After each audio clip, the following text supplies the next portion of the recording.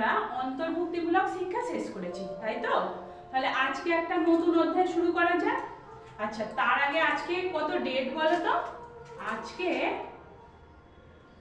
19/12/2025, তাই তো? আচ্ছা, আজ থেকে প্রায় 2 বছর আগে 2023 সালে আমাদের শান্তিনিকেতন একটা বিশেষ মর্যাদা লাভ করে। কি বলো তো? হ্যাঁ, ঠিক বলেছো, ওয়ার্ল্ড হেরিটেজ সাইট। আচ্ছা, শান্তিনিকেতনকে এই ওয়ার্ল্ড হেরিটেজ সাইটের মর্যাদা কোন সংস্থা দিয়েছে বলো তো? ইউনেস্কো। তো ইউনেস্কো শান্তিনিকেতনকে তার ঐতিহাসিক মর্যাদার জন্য ওয়ার্ল্ড হেরিটেজ সাইটের মর্যাদা দিয়েছে। এই ইউনেস্কোর কাজ কি? ইউনেস্কোর কাজ হলো বিশ্বব্যাপী শিক্ষা, সংস্কৃতি, বিজ্ঞান ও যোগাযোগের মাধ্যমে শান্তি ও নিরাপত্তা রক্ষা করা, জীবনব্যাপী শিক্ষার সম্প্রসারণ ঘটানো, শিক্ষার মান উন্নয়ন ঘটানো। ইউনেস্কো তার এই শিক্ষামূলক উদ্দেশ্যকে সামনে রেখে 1971 সালে তাদের প্রথম আন্তর্জাতিক শিক্ষা কমিশন গঠন করে। কি উদ্দেশ্য গঠন করেছিল? তাদের যে সদস্য রাষ্ট্র ছিল তাদের শিক্ষার উন্নয়নের জন্য।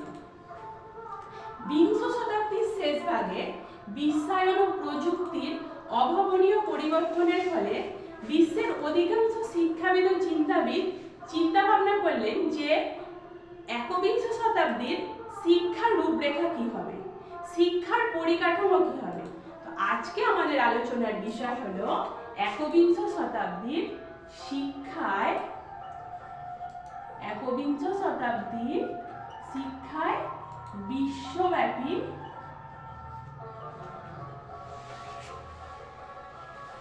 দৃষ্টিভঙ্গি।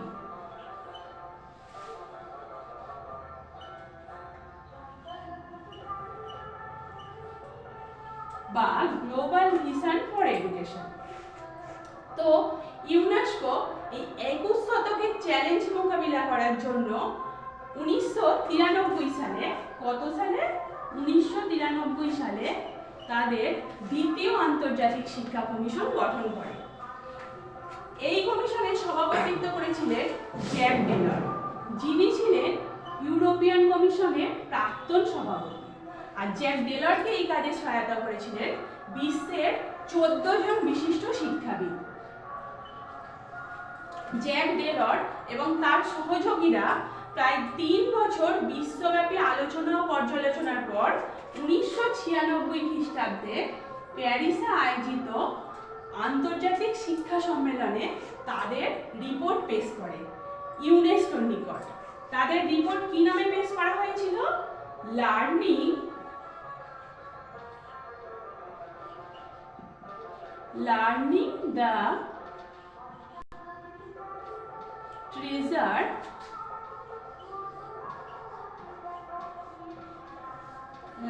the treasure within বা শিখন অন্তর্নিহিত সম্পদ, এই শিরোনামে।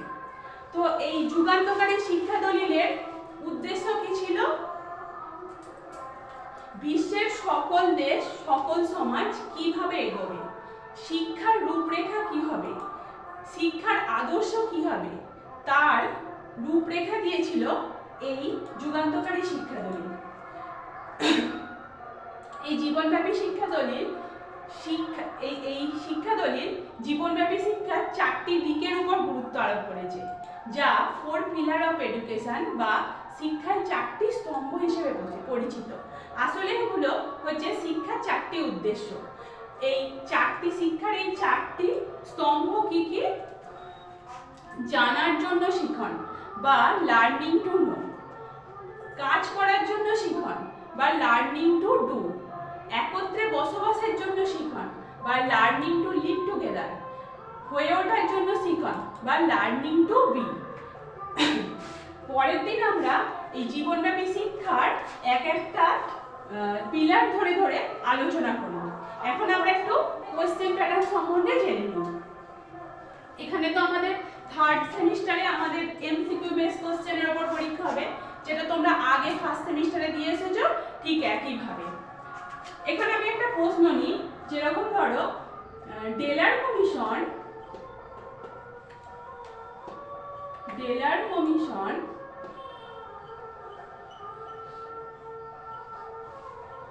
কত সালে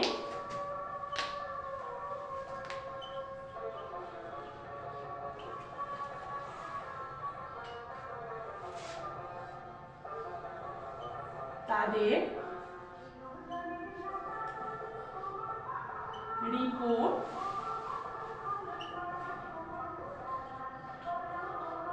পেশ করে রিপোর্ট পেশ করেন। তো প্রত্যেকটা কোশ্চেনের জন্য এখানে 4টে করে অপশন দেয়া থাকবে। 1990, 1996, 2000